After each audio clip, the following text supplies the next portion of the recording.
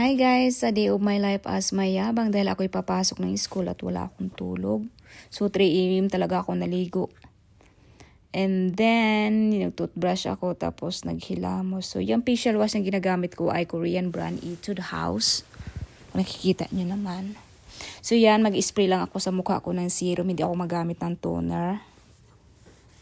Yan naman is eye cream para magising ang aking mata. I mean ang aking kaluluwa.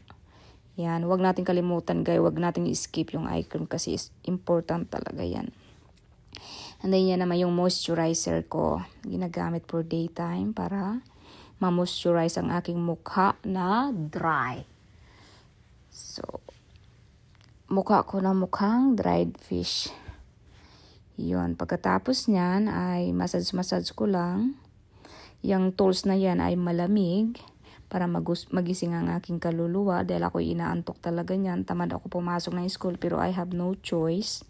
So ayan guys, after that mag sunscreen. Yung sunscreen na ginagamit ko, the Face Shop yan, serum tinted sunscreen. Ang ganda niyan, lakas maka-glowy at maka-healthy sa skin.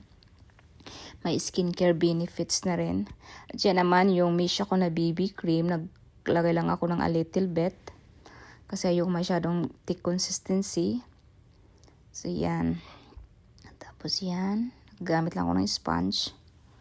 Tapos, yan naman yung MAC ko na lipstick na binili ko siya online sa... Iwan ko kung saan ko nga ba nabili yan. Basta, nagkamali pa ako ng size. Ang liit pala ng dumating. Tapos, ang mahal, 260 kroner. Tapos, yan naman yung Kilay is Life.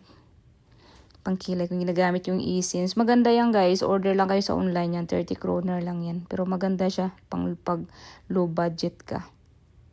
Pero mas bit ko yung mahal ko na binili na pangkilay kasi walang residue. Yan kasi may residue. Yung parang may puti-puti sa kilay. Pero okay naman siya. Yung pang brow gel na yan.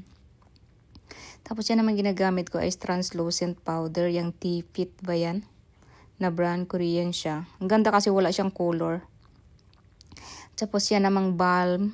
The balm ba yan? Yung ginagamit ko pang bronzer.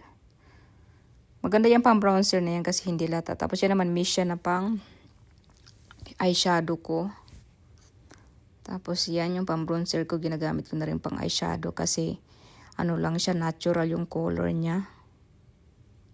Tapos yan, magko-curl ako ng eyelashes ko para naman mabuhay ang ating mga mata-mata.